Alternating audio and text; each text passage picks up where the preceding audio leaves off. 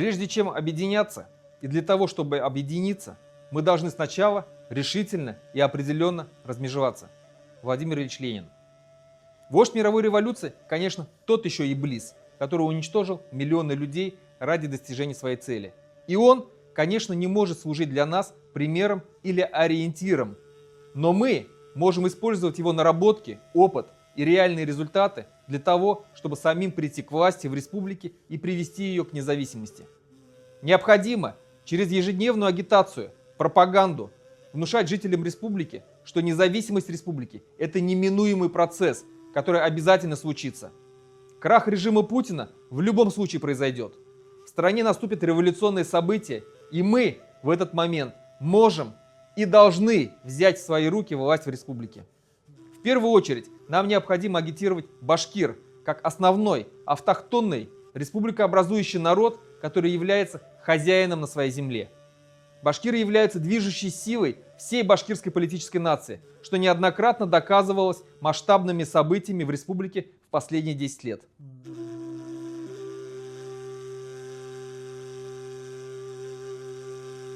Московская власть всегда подавляла башкир и их стремление к свободе.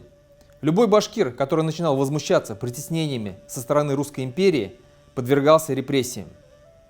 Это было и 300 лет назад, когда казнили наших башкирских батыров или отправляли их на каторгу.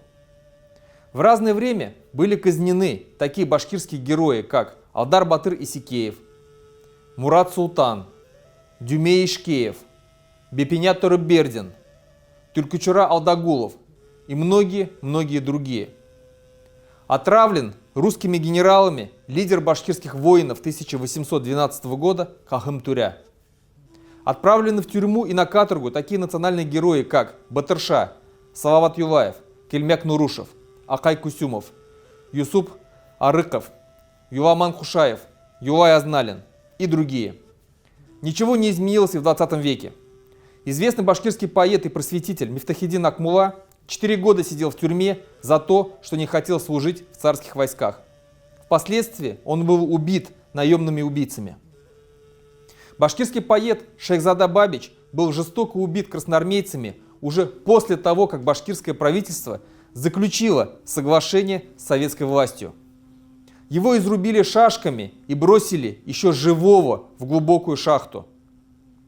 Лидеры башкирского народа Ахмед Заки Валиди, Галимьян Таган, Мухаммед Габдулхай Курбангалеев и многие другие были вынуждены покинуть родные башкирские земли.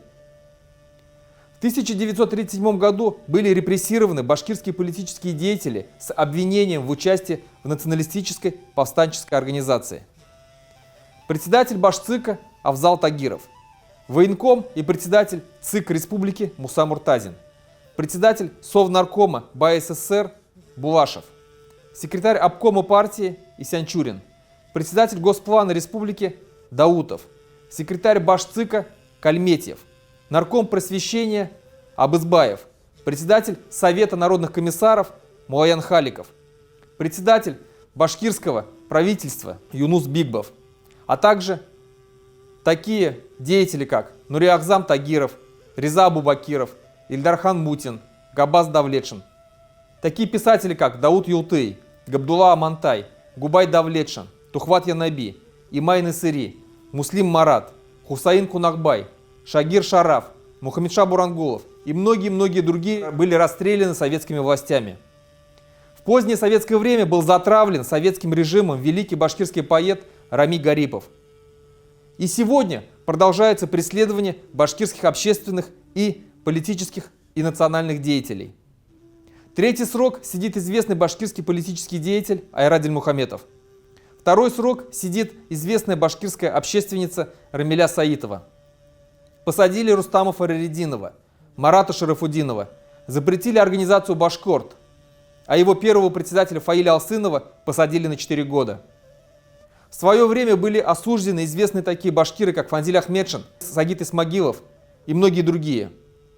Многие башкирские общественные и политические деятели вынуждены были покинуть родину, такие как Ишмурат Хайбулин, Руслан Валиев, Алтынай Валитов, Руслан Сулейманов, я, Руслан Габасов и многие другие.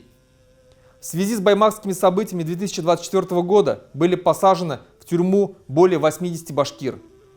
В этих же баймакских событиях полиция убила Рифата Даутова и Миньяра Байгускарова.